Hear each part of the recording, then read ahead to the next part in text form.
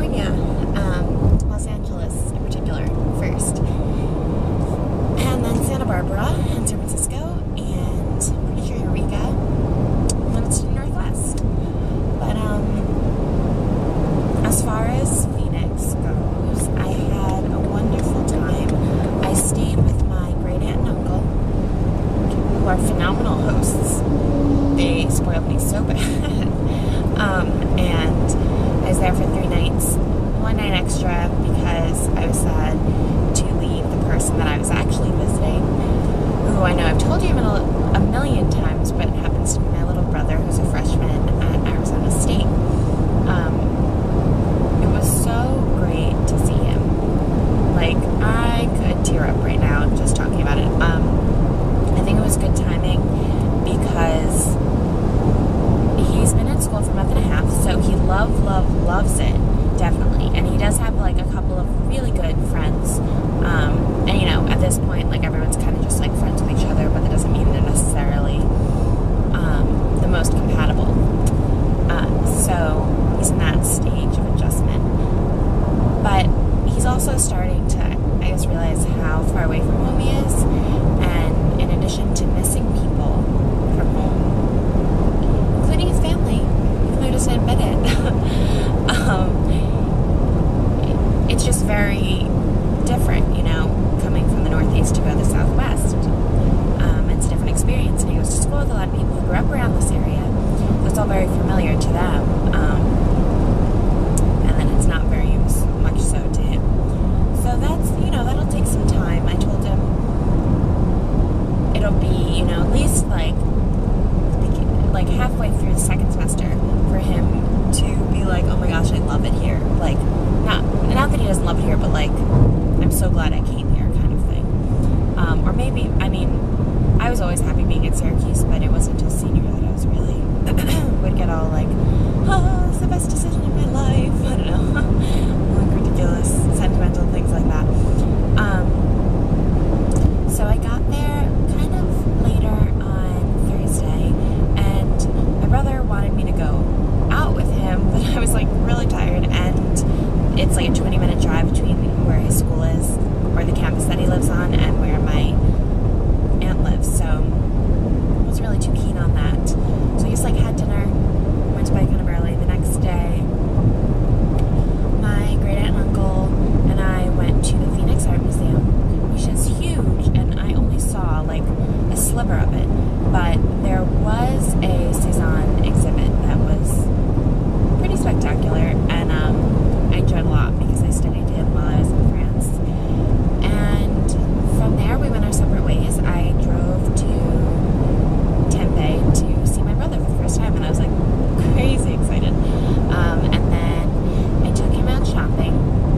My parents had given me money before I left so that I would be able to do that, partly for his birthday, partly just because he didn't get any new clothes going back to school, and I don't know, so we got lunch, and then we went, you know, like browsing through a million stores. He's so funny. He got 2 more pair of sneakers. He's like such a sneaker fiend. It's ridiculous. Thankfully, they weren't too crazy expensive, so he still had money to get actual clothes and a haircut, which he desperately needed. He's gonna hate me for including that detail. And after that, which was a pretty long afternoon, we met my aunt and uncle again for dinner. The place I originally wanted to go and to be ridiculously busy, so I just looked on Yelp, on the app on my phone, and we went down the street to Fifth and Wine, which obviously an exquisite wine list, and the food ended up being really good too, and apparently it was a new place as well, so I'm excited to feature it. And he got a steak. I was like so excited to eat real like food rather than cafeteria. They have more than a cafeteria, they have a lot of fast food places where you can like swipe your card, and so that's what he's been living on. He's already tired of it. So, excuse me. On the one hand, that's good. You see, when we were home, we used to want fast food far too often. On the other hand, you just have to eat it for like the rest of the time something on campus, so I guess that kind of sucks. And anyways, after dinner, which by the way, I got the waiter to bring out a brownie sundae dessert and, you know, put a candle in it and say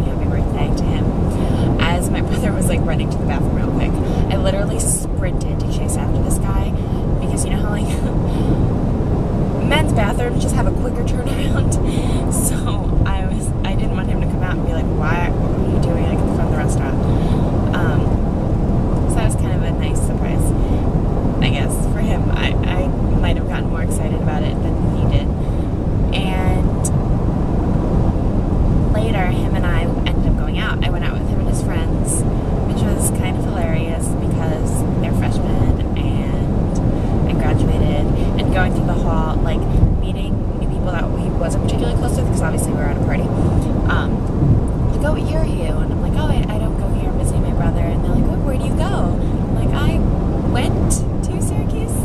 And then I felt really old. But everyone was really nice. And I do really like his close group of friends, which makes me happy. We stayed up pretty late. And then I dropped him off. And I headed back. And the next day I went with my aunt to the Herd Museum, also in Phoenix, which is a Native American, I'd say like art and culture museum. They had guides bring you around to the historical section of it, and they happened to be from tribes themselves, so we had a guide who was part of the Hopi tribe that I found out is currently surrounded by the Navajo reservation.